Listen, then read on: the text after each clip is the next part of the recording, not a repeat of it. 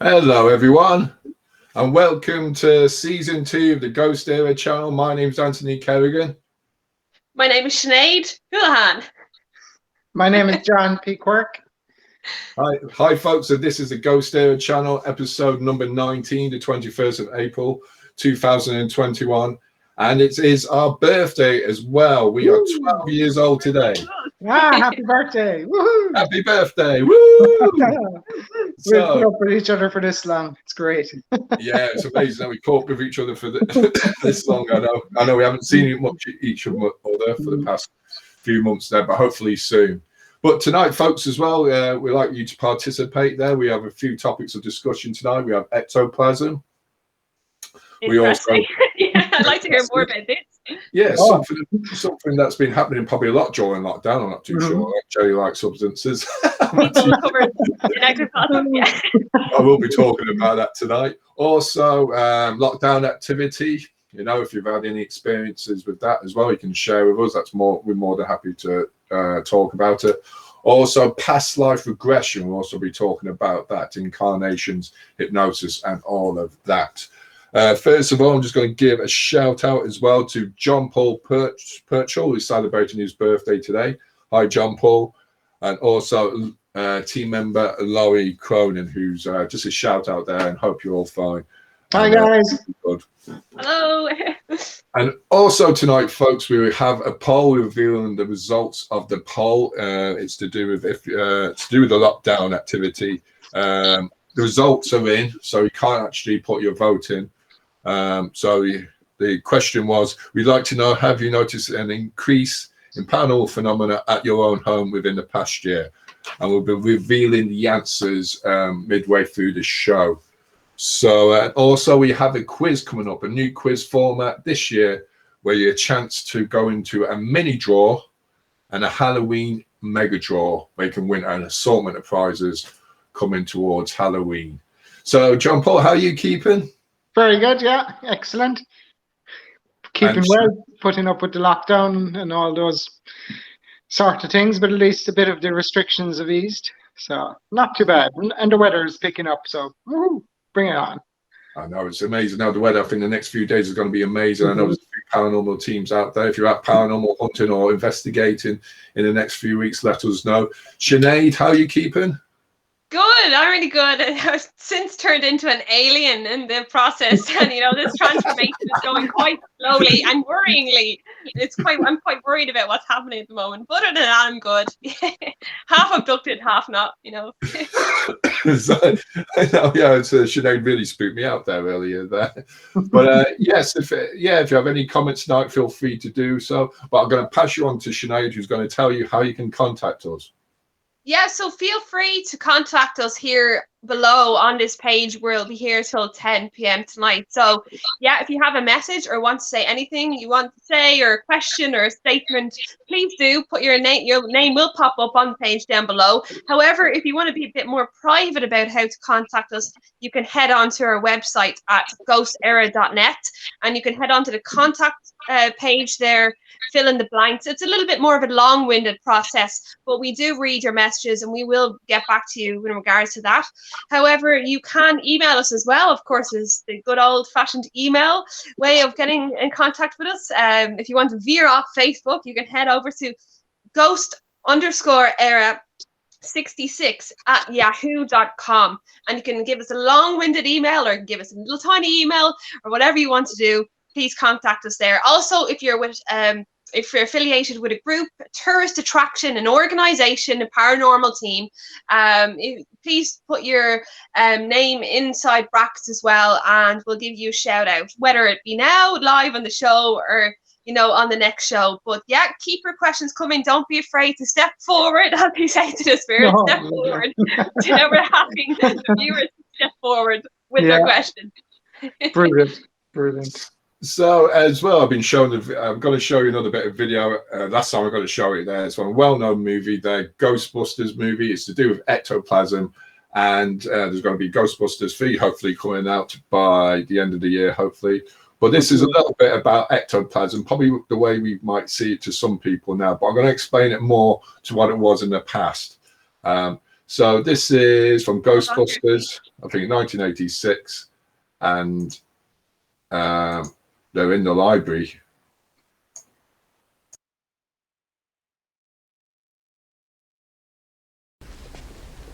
Listen. You smell something?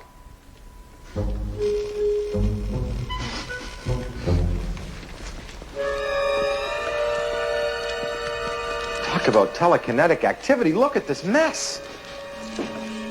Raymond, look at this. Ectoplasmic residue. Beckman, get a sample of this. It's the real thing. When somebody blows their nose and you want to keep it? I'd like to analyze it. There's more over here. I'm getting stronger readings here. Whoa. Oh. Oh. Ah.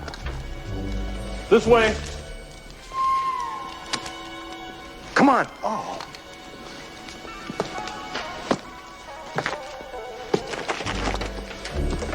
Ah.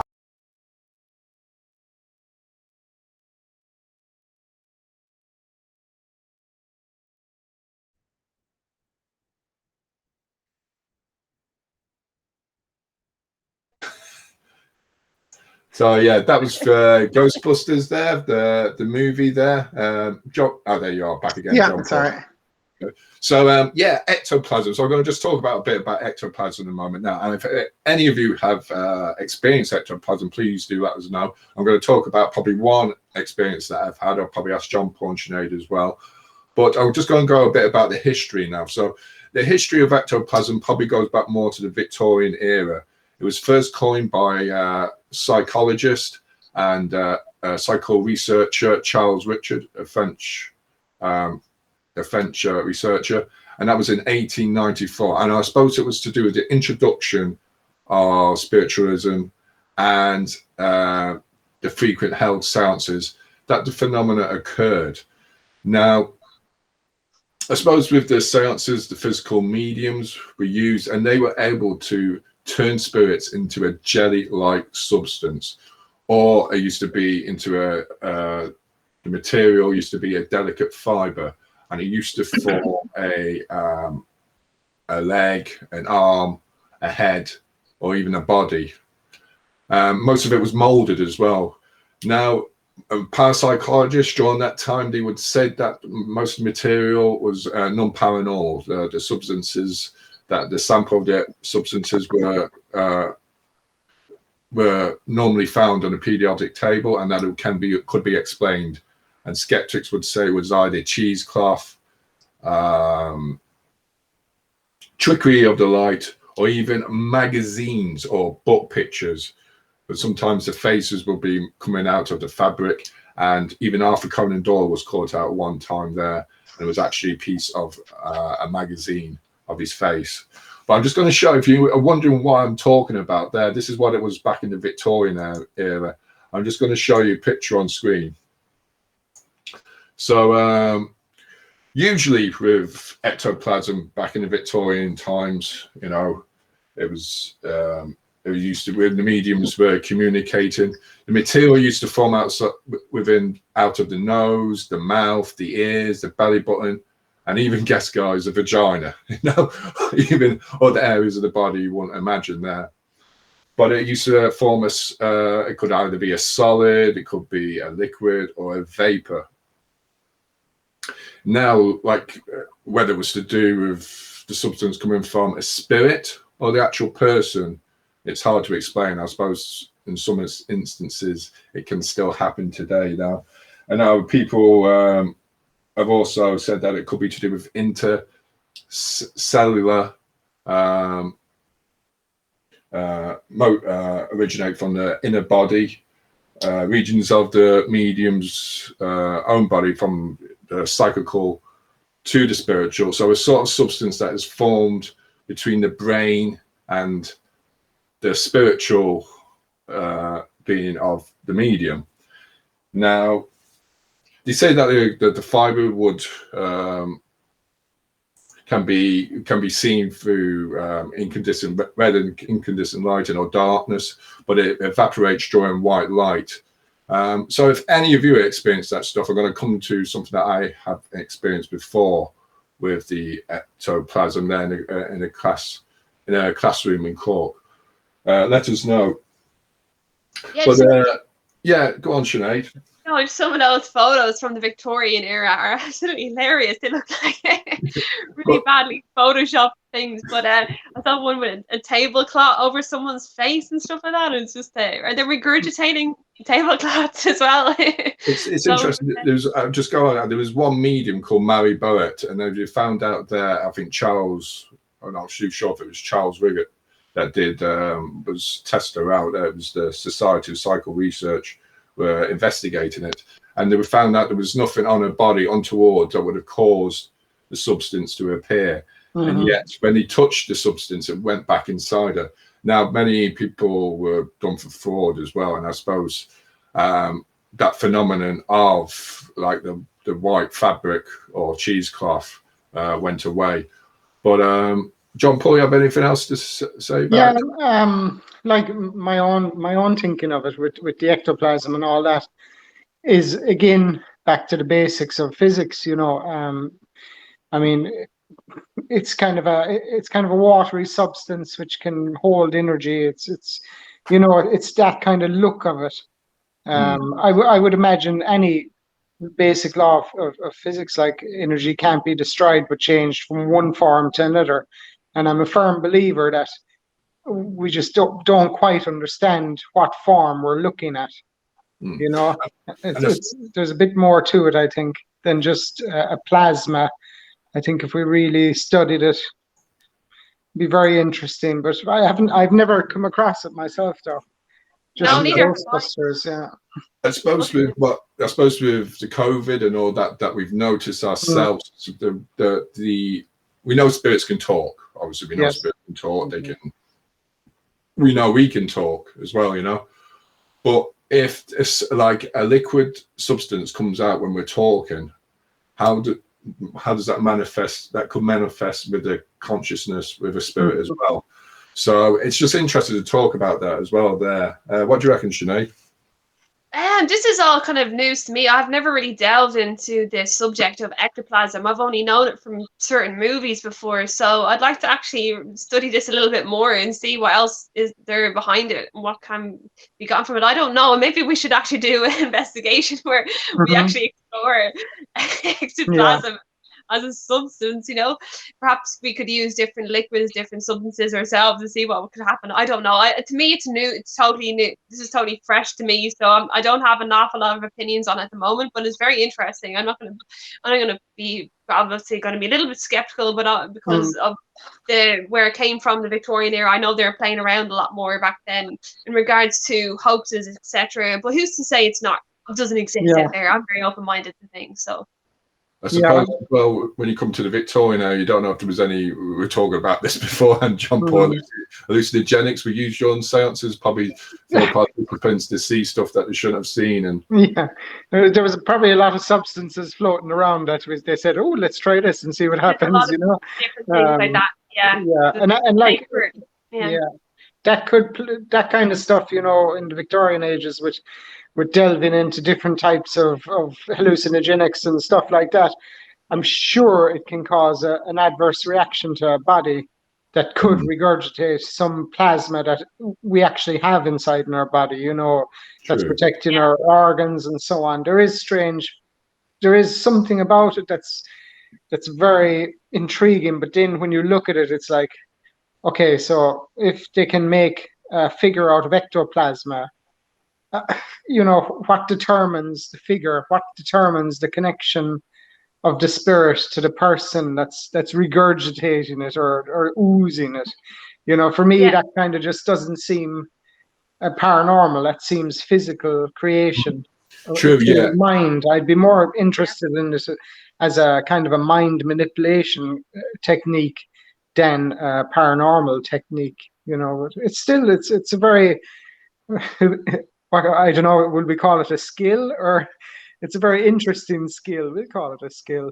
But I've yet to meet somebody that has any, much experience bar yourself now, Anthony.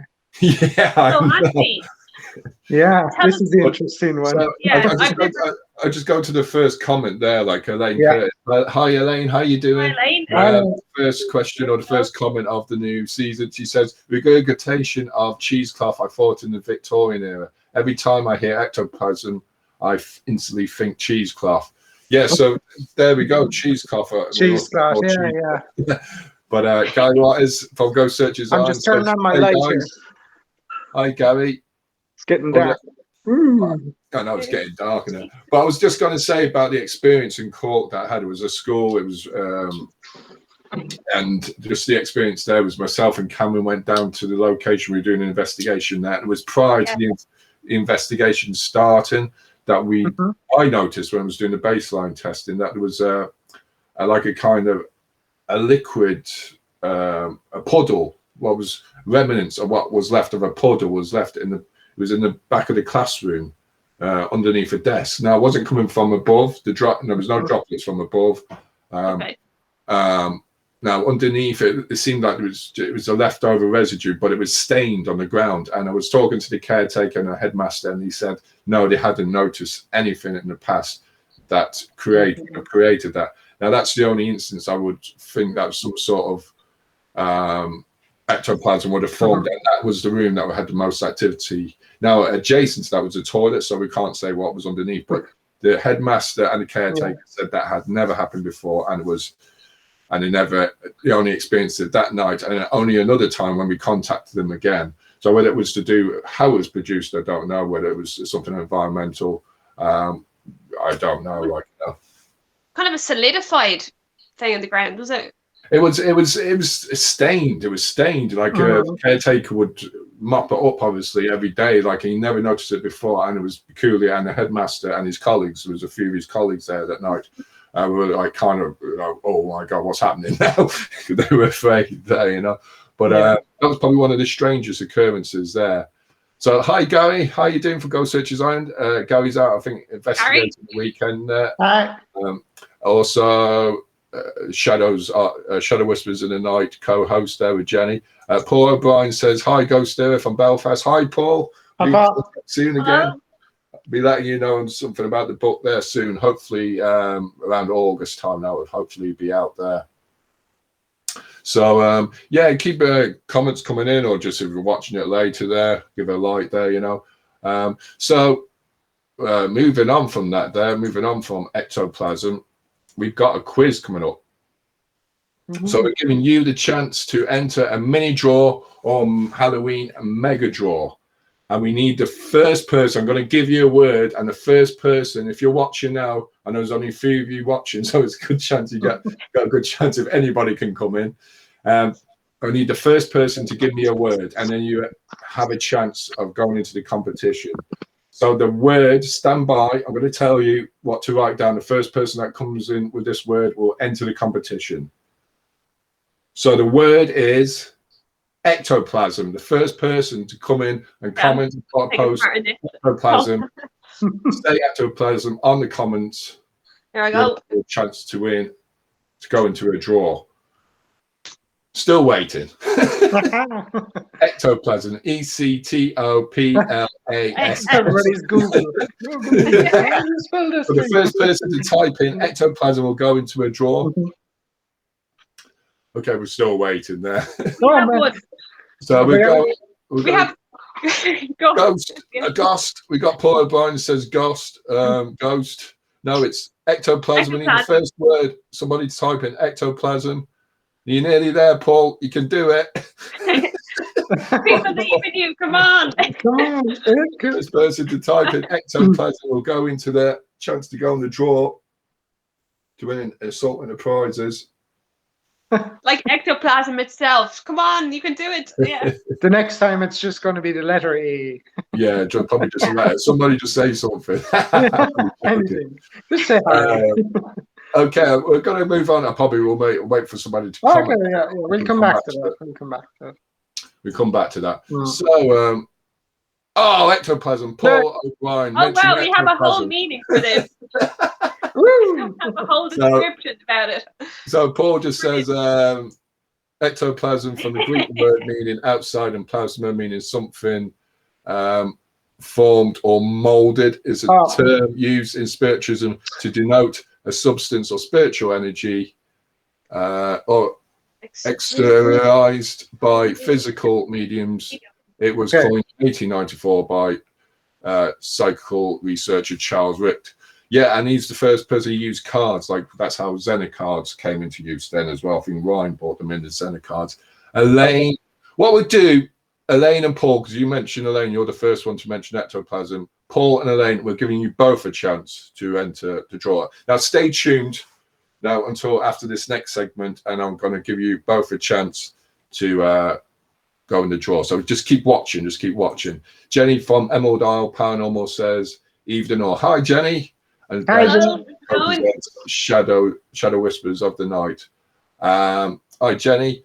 We'll be interviewing soon as well there. So we're just going to go over the next topic, which is lockdown activity there. And Sinead, are you feeling anything at the moment? I know the world is going a little bit slower now, and we're kind of a bit more aware of what's going around us on, if something is occurring. But personally, I have felt less spiritual since this lockdown began. I don't know. I feel like I've gone disconnected, not spiritually, but I'm not picking up anything. I'm just picking up dead energy around me, like not necessarily here, but like outside from other people, like dead energy. So I don't know if it's where you are or the situations you put yourself into, or perhaps the people around you, the energy around you can maybe enhance it or decrease it. But for me, it's just like dead energy. So I'm kind of at the moment kind of doing a lot of meditation in the last week just to try and come back again into kind of a more spiritual energy personally. But I know others out there, I'm sure that there has been paranormal, the spoons in our kitchen, they move by themselves, and that's not really, that's always going on. That's how it's gone on for years, but that's the only thing. But that's something that happens on the regular. What about yourselves, or have you noticed anything, paranormal activity taking place in your own homes, or in your own, if you know anybody with anything happening? What about you, John Paul? What are you thinking? It's funny that Sinead said about she's feeling no spiritual connection. I'm feeling the same thing over this whole lockdown. I'm feeling completely like before. We could always, as a group, we'd always get a feeling of, a location, or a feeling of something happening, or a feeling, that we had to share with each other or something. But in this lockdown, everything it just seems there's nothing there. And I know there's something there, but it's like the energy has been sucked out of the air. But I think, and I've kind of started back training and running and all that stuff again. Yeah. But I think it's so many people are sitting in one place. It's so all the energy is just sitting there. Yes. Like we're sociable creatures, and we need to move, we need to socialize, and that's what perks us all up. I mean, any person you'll talk to that is feeling tired, if they go for a walk, the funny thing is they get more energy. So I think that's what's wrong with everywhere, every location. There's just a lot of negative and stale energy in the air. We're just not using what we could be using. But as far as strange occurrences are going, there's been a few, but unfortunately not enough for me to be excited about. I know people that were just on about, I think on the radio the other day, I think it was News Talk there, but they're on about conversations. People don't actually talk to each other, and it's like a quick, it's how you do it now because of the lockdown. Everyone's doing the same things majority of the time. No one's going away. It's mostly probably negative stuff, unfortunately. There, no one wins the lotto that much, unlucky there. But I suppose some of those cases, I've written down some of the things that probably would happen during lockdown activity. I suppose it's with knowing what has happened. I suppose is knowing the surroundings in your own home. I suppose people have noticed that they've been in and out of work, that you probably tend to know more of how your house is working, the dwelling that you're in, the circumstances. The sleep pattern might have changed in and out, and your feeling of isolation and hearing voices in your head as well, because it's more quieter. There's less traffic on the road. People are noticing more stuff around them, and that's probably why lockdown activity is probably increasing. Now, I know people with children probably don't notice it as well, but they only notice it when it's calmed down, But you know, it probably then as well, paranormal activity will probably cease less when there's more when there's more people around, as in children as well. And then the trouble, like as well, trying to get a plumber in, dealing with appliances and trying to maintenance of the house. You know, there could be problems with electricity or plumbing that could cause stuff to happen, and we can't get people in to try and solve those problems as well. As well, I suppose. It's just the feeling of isolation, I suppose, with some people there. I know there's a lot of probably paranormal teams there. I'll come to your comments in a minute there, but there's a lot of paranormal teams now that will be able to, if you're having problems at home, you'll be able to go to now, and hopefully we're opening up more and you'll be able to see them soon as well. And if there's any trouble that way, you'll be able to get it identified there. Yeah, because even sorry to cut across you, Ante, but even like with the lockdown activity at home, you know, if you're stuck in your home, and even if you feel you might be just going into a bit of a negative state, but if you feel that there's something else that's weighing you down, you know, you should don't hesitate to contact GhostÉire or one of the paranormal groups just for advice. I mean, we're always open to anything strange, because like people are stuck at home. There could be a chair, you think, oh, I put it over there and it's moved. And that happens. Your mind, if it's idle, can wander. And also it could be just something happening. And you know, if you reach out, if you need any help, you know, we're always here to answer questions. So don't hesitate to call us. Yeah, that's a good advice there, John Paul. And I suppose with people, try, if you need to open up, just need to phone call somebody, please do, even if it's not to do with anything paranormal as well. Just, you know, you're not alone there. Paul Bones says the whole year was a wipeout. That's true there, Paul. Most of it was there, you know, for a lot of people there, you know, it was. Elaine says, thanks, Paul, and that's to do with the ectoplasm. Interesting to read. Elaine has also said, can you talk all about why you were in the school in court doing an investigation? Well, the school was in court, was in the news a few years ago there, and I can't really name the location there. Although if you really checked it out on our website, you'll probably find out. But there's no videos of it there, and we kind of kept it quiet there. It's an interesting place, the school. That was probably the most interesting thing that happened. Now we did get voices over the recordings as well. Only I think it was one time we did there, but the school is fine. There was nothing sinister there. But that was in the news recently. There, it was in a few years ago, about 3 years ago now. I won't be going to any school at the moment. I won't be allowed in. I'm lucky to drop off the kids at the moment. You're lucky to get the kids to the school, So I'm just going to show you the poll, folks. There's a poll that we did there. Now we're just halfway through the show already. Jesus, gone quick there, the time there. But there's a poll here, and it's to show, like, the question we asked there was to do with paranormal activity there, and this is the results. We're going to give you the results now. All right, go for it. Let's see. So the results were, the question was asked, we'd like to know, have you noticed an increase in paranormal phenomena at your own home within the past year or so? And at 50% was yes, there has been an increase more than before. 33.3% it says it's the same as before, same pattern, and 16.7% said there's no difference, no activity of any description. And I think that was to do with basically if the 16% is people that didn't, you know, would be probably skeptical or to say anyway, or the house wasn't, nothing strange with the house anyway. But 50% of people said they have had witnessed more activity during the lockdown That's interesting. than before. So I'm just going to show this one just clarify. So that's the percentage there. 50% said yes, there's been an increase more than before. 33.3 says it is the same as before, same pattern. 16.7 said there's no difference, no activity of any description before and drawn, and nobody said there was any decrease before. So that's interesting as well. So what do you think of that, guys? Yeah, so that plays into kind of what we were talking about. You know, if you're stuck in your surroundings, and like, even if there's so much energy around, even if it's negative or positive, it's going to have an impact. And also, you know, when you're restricted from your movements, you're going to take notice of the little things, you know. You'll paint the house several times, you know. You'll clean everything up, you know. You pass the time, like, and True. it's been a tough time for people, but you know what, we're getting through it. We will get through it. We're resilient. And I'll come back to your comments there. What again, folks? Sinead, what do you think?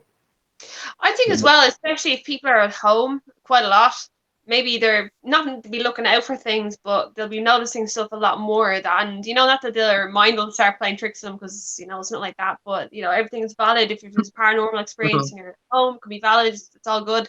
But I think, you know, you're more inclined to be looking around for things, and you're kind of like staying in the one place and kind of looking. But I think, you know, it depends on the area you're living in as well. I'm not too sure where these people are located. I do find if you're kind of in a more remote area, stuff could maybe easily happen or something like that. Well, I'm in a house in a state and there's just houses everywhere. It's just kind of very dead, you know, brought bricks and just, I don't know. Like, I honestly think, I actually know of two people personally who have had very extreme paranormal stuff happen to them in their homes. Well, I'm not going to mention any names, but it's kind of scary stuff that's happening in their house, and nothing has ever happened before, and they're practically seeing apparitions. So I'm not going to talk more about them because I think they want to keep themselves a bit private, but I find that very interesting, and I don't know what the reason is behind that, but it's very peculiar. Yeah.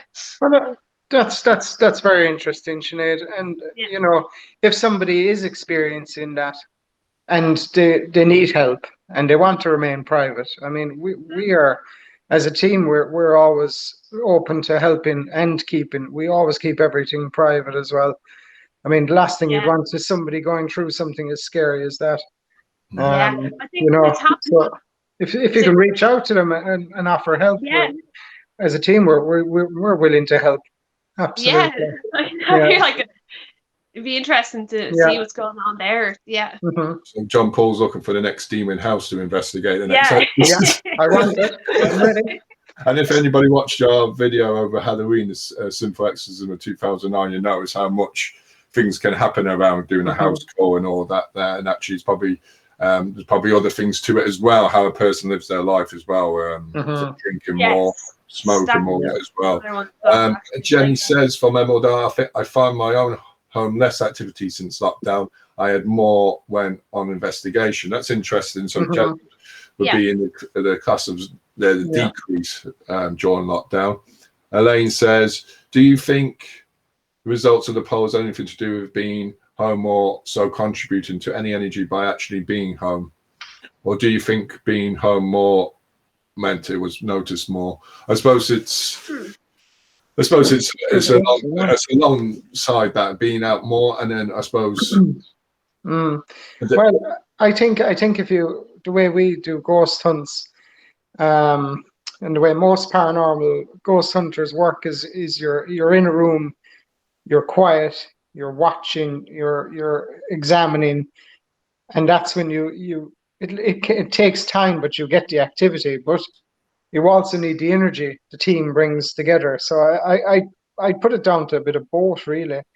You know, if you've good energy or if you've bad energy, even, you know, or little energy or a lot, you know, anything is possible. And I suppose if you just switch it around a bit, if you just turn it around, not the occupant, but the actual spirit, if there is a spirit there, they're getting more confined. Yeah.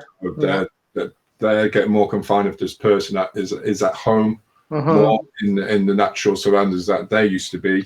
It'll probably that might trigger balance everything. Paul O'Brien says, fair point there, Lane. I think maybe we just close down in a way and knuckle down to get through. And then Paul says, up the cork there. So we're going to go on to the quiz next there again. So Paul and Elaine stand by. I think it's Paul and Elaine. Before that, Sinead, just tell people how they can contact us again. Yeah, so keep your questions and your contributions coming along here on the chat for the next, we're here just over 20 minutes, so keep them coming. And if you want to get in contact with us during the week or later on or tomorrow or anytime you wish, you can head on to our website at ghostére.net and head on to the contact page there. You can find it. You can sift through the whole site. It has some interesting things up there as well. So you can veer off to the left on your way to the contact page just to have a route around. And yeah, you can give us a question there or whatever you'd like to speak to us about, anything at all. If you have any worries about any hauntings or whatnot, please feel free to reach out that way as well. And we'll get back to you as soon as we can. And you can also email us as well, ghost_era66@yahoo.com. So just an email. So private messages as well as public ones. So anything goes, yeah. And so we're talking to Paul O'Brien and Elaine Curtis. You are in our chance to win a prize there, or go into a draw. I'm giving you 6 locations to pick from, Elaine and Paul. I want you to put on the post now, one of the 6 locations: a well, quiet road, lighthouse, prison, mortuary, or theatre. Pick one of those places, just comment now, and then you have a chance to win at the end of the show. You have to keep on being tuned. So just put one of those locations down: a well, quiet road, lighthouse, prison, mortuary, or theatre. So you have one of those. Just put down one of those locations there. I'll probably just keep that up for a minute. Elaine's gone for the prison. I'll just write that down. Elaine's just make sure prison, and just wait for Paul to come back there. Take your time there, Paul. It's a well, quiet road, lighthouse, prison, mortuary, or theatre. Okay, so we're going. John Paul, are you staying on, or? I'm going to knock off there, guys, and just watch you on the other side for a change. Okay. Yeah. And listen, we'll talk to you again the next time, everybody. All right, see you soon. Thanks, Everyone say goodbye to John Paul. Bye, See you bye, guys. John Paul. Love you. See you later. Bye. See you, bro. Bye, bye, bye. Then there were 2. He's gone there, like, so. I'm only messing. John Paul, I'm messing. Okay, so Paul, we gathered there. I suppose you're going for Whitlow jail, and Elaine, you're going for jail as well. So that's perfect there. So we're just going to go on to the next subject now, which is reincarnation. Yeah, reincarnation, past life regression there. So do you want to explain a bit about it there, Sinead? I'll explain a little bit about it here. So for people, I'm sure a lot of people know about reincarnation, but if you don't know about it, it's the journey of the soul when we die. It comes back again in another physical form. So it's also known as transmigration or metapsychosis, which I didn't know as well. It has 2 very kind of different names with this, and it is a kind of a spiritual belief, but it's also a religious belief as well. In some religions, they do believe this spiritual belief, or just a philosophical belief, that the soul continues on after our biological death. So one interesting story in regards to reincarnation, about the soul coming back, was the story from Jenny Cockle. She's an English woman, and I think she's probably around 70 now, but throughout her whole life, she kept having these reoccurring, consistent memories and dreams, and also memories in her day-to-day as a child growing up. And they got stronger and stronger as she became an adult. And in 1989, she decided to do something about it, because she was a little bit distressed about these memories, and she was actually kind of a bit worried for people in these memories who she didn't know at all, these fictional people. And anyway, so she got in contact with a hypnotherapist in 1989, and they brought her into a deep hypnotic state, and through that she was able to recall very intricate details about this lady called Mary Sutton, who lived in Ireland, in Malahide. And she was able to go into details about the 8 children she had, the names of those children, and not only that, she was able to draw a precise map of a very kind of vague location of where she thought she might have lived before. And so after a couple of weeks of research, they found that there was a lady called Mary Sutton who lived in Malahide in the 1930s, and she died when she was 35 years old while giving birth. So they brought what's her name, Jenny, I have to get her name correct here, her name's Jenny. Yeah, they brought her to Malahide in Ireland. She's never been there before. Now, this is a time before the internet as well, so it's not very easily to kind of get all this information quite readily. And they brought her to this area, and she knew it like the back of her hand. She was zipping in and out of places. She was given names of this, that, and the other. And not only that, but she tracked down her eldest, who she had died when she was, like she said, she had died in 1935. Her eldest son was still living, and he was in his 70s. So they interviewed her. And interviewed him on a separate location. He was very skeptical about this. You know, he was very more of a practical person. So that's on camera. I've watched a documentary on it before, and she was able to recall exact details that he knew, very, very personal details, 9 pages worth of very, very, very personal details about the family. When they met up, she met up with her oldest son at the time. Happened that all her children, when she had died suddenly in 1935, got sent off to orphanages separately. They were all separated for their entire life, and they didn't know one another ever again. They never met up. But in 1989, she was able to come over to Ireland, and she got them all together again. And she was able to and it kind of gave her a sense of peace and stuff like that. So I find that story very, very interesting, because she was able to, and she kind of felt like she found some like resolute, or she kind of felt like resolve in this, that she was able to kind of have a peace of mind after this, after kind of meeting up with them and bringing them back all together again. Not only that, there's a psychiatrist and a hypnotherapist called Dr. Brian Weiss, and in the 1980s he conducted he did hundreds upon hundreds of case studies, got to do with subjects who thought they were reincarnated. And he was totally a non-believer. But after delving into so much research, after they would recall information, he would go into the books, he'd look and he'd search. He would come out with specific information to these people.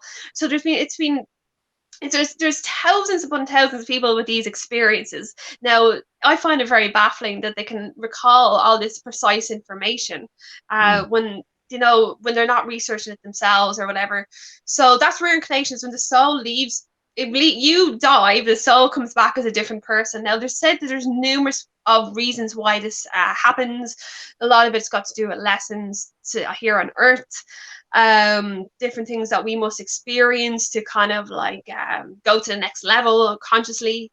It says that we also reincarnate with specific spiritual and soul groups. So you'll kind of know someone, you could feel like you know them before. Perhaps it could be someone from a past soul group in a past life.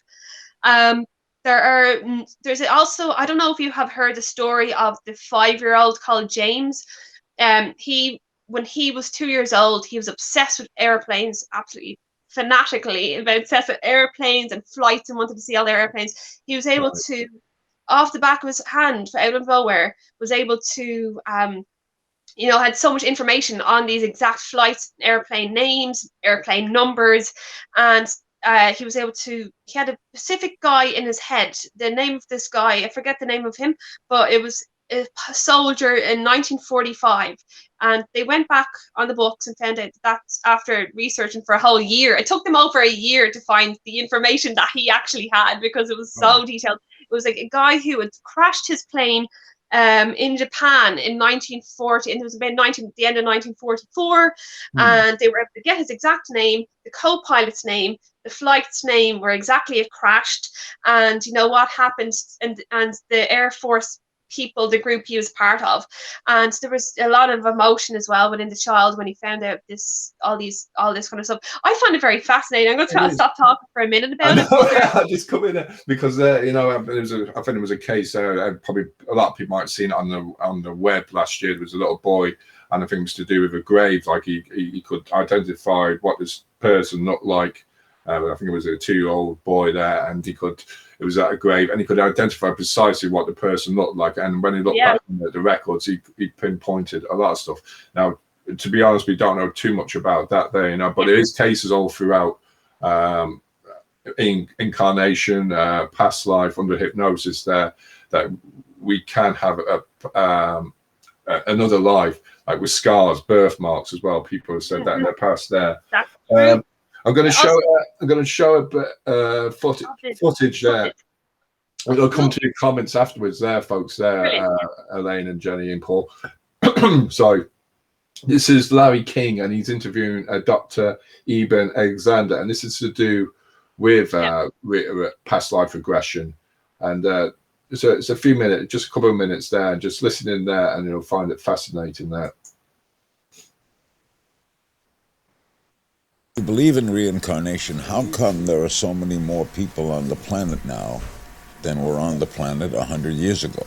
Turns out that each and every one of us has a lifeline that can go into multiple different incarnations. We often reincarnate with various soul groups, but there's also a programmed forgetting.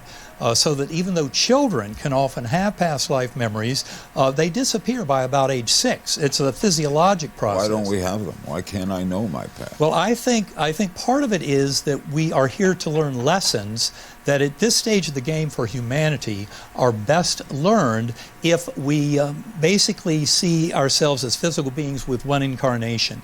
It gives us skin in the game, the emotional power of engagement, the loves, the losses, every bit of it. We need to be engaged with that. But of course, in meditation, you can learn to separate and come to see that the magic of your consciousness is not that little voice in your head. That's the annoying roommate.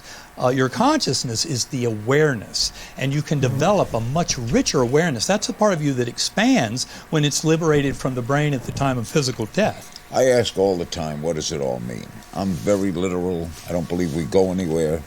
I'm not religious. I don't think there's a place upstairs where. I don't think anyone's judging me. I just don't buy it all. I think religion is fine for those who have it. I think it's comforting. But I can't expand myself. I can't do it. You say death is temporary and that I'm going somewhere. Why am I wrong?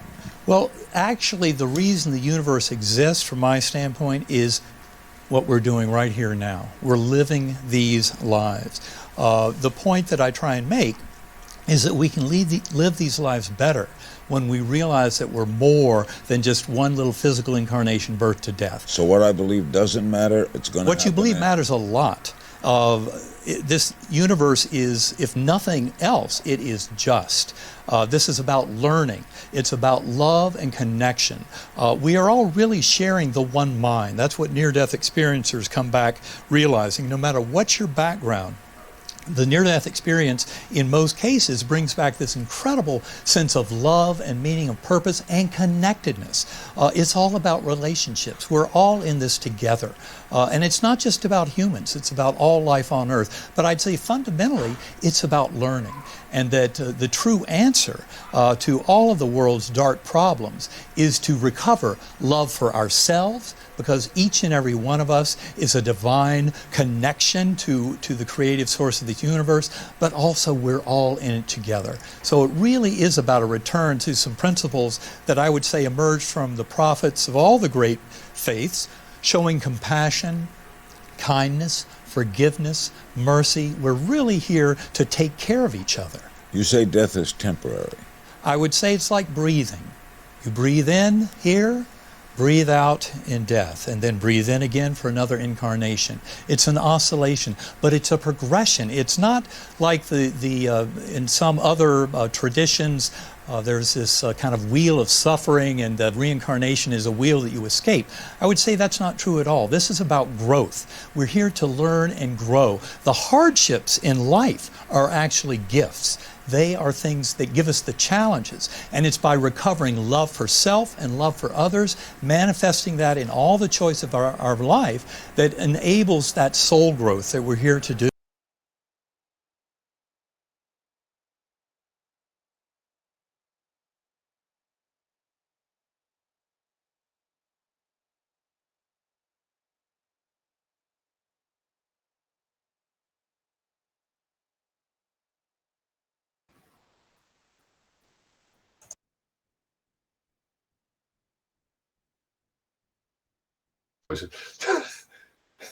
There we go. There, I got my voice back again. That was Larry King. He was interviewing Dr. Eben Alexander there. Just before you carry on there, Sinead, just got a few comments there. Is that all right? Can you hear me? So Elaine says, fascinated by memories that are born with a person. I've read about Ian Stevenson and his many years of research. Amazing to hear an Irish story. As you said, it was from Malahide there, the story. Yeah, Malahide, yeah. There, Sinead. Paul O'Brien says, here, one, I'll bring you guys to Dobbins Inn when up next. Actually, that was mad. Okay, I think that's for a pint, is it? Dobbins Inn. That's in Dublin, isn't it? I don't know where Dobbins Inn is, actually. I'm not too sure. Correct me if I'm wrong there, Paul. Jenny says, I remember that. I think it's to do with the story that you were talking about, maybe the Japanese story there. Elaine says, oh yeah, the young guy called James. Yeah, there's numerous. Go ahead. There's loads of messages coming through, which is great to see. Yeah. Elaine says birthmarks corresponding to the same wound in death was what hooked me, but our brains prune away cells not regularly used from early life and prunes a certain percentage as we go through life.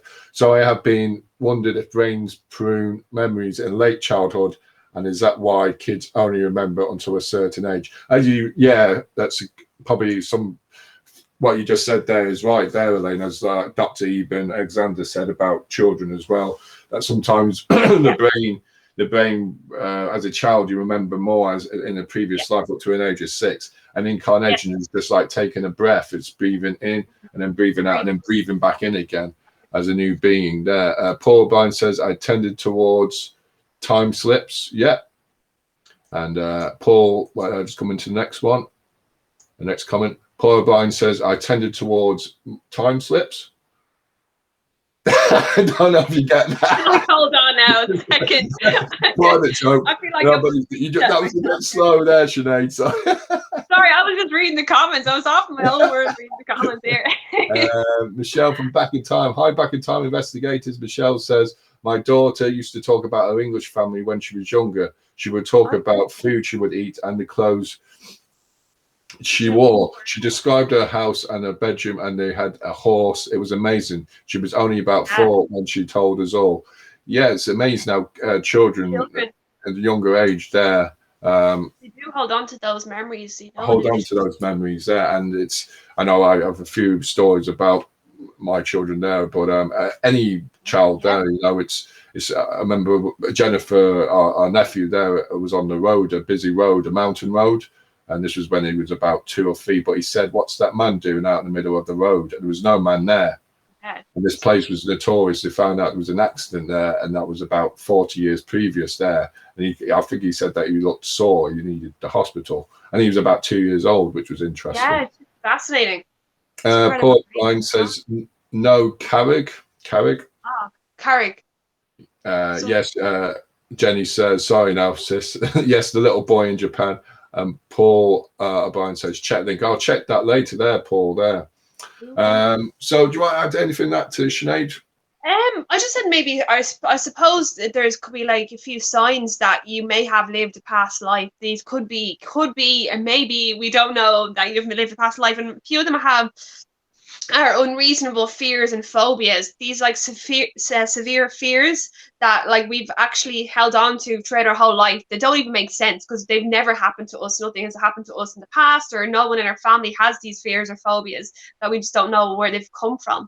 Another one as well is a sense of deja vu. I suppose we don't know exactly what deja vu is or what the brain is doing. It could be just connecting things there at the time, but there could be a possibility of deja vu. Could be a possibility that you have lived life before, especially if you've gone to a place and you kind of like, oh wow, this is it, oh my god, we've been here before, and you've become mesmerized with it. Onto the mesmerization thing, I think it's like if you nearly identify with a different culture, or are nearly have an obsession with a different culture, a different language, and really want to learn it and learn all about it, and you could spend hours learning about that culture. Perhaps that could be a sign. Also birthmarks as well, of course, that's It's one of the more known ones. Also inexplicable skills. So playing the piano, if you're 5 years old, you can just take off playing like, you know, very high level piano. Also inexplicable knowledge as well, or reoccurring dreams of places.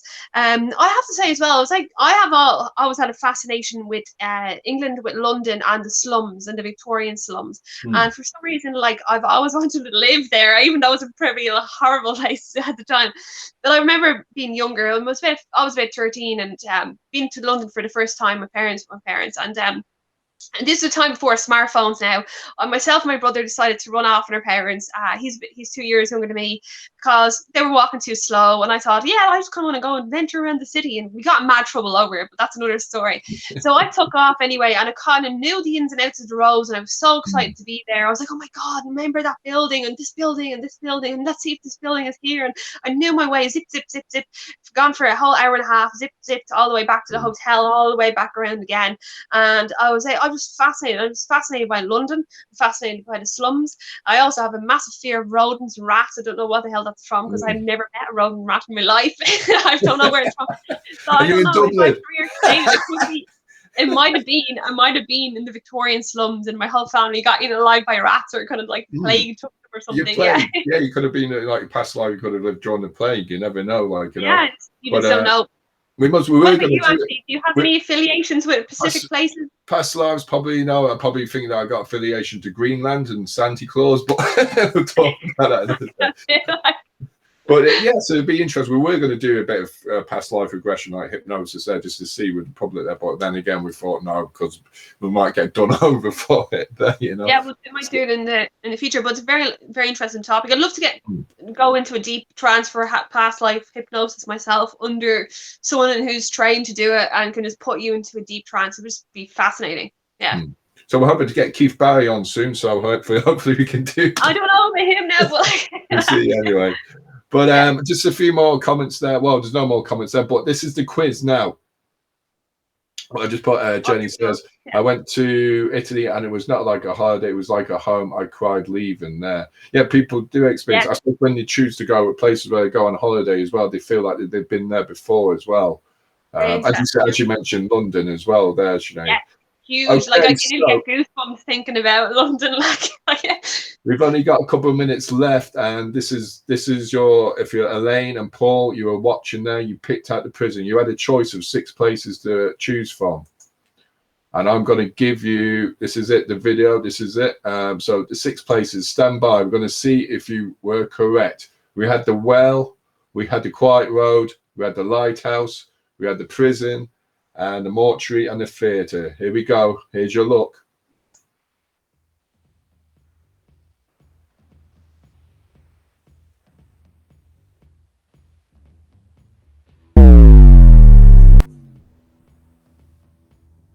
Yes, if you pick the well, I think it's the well, the prison and the lighthouse, you were wrong.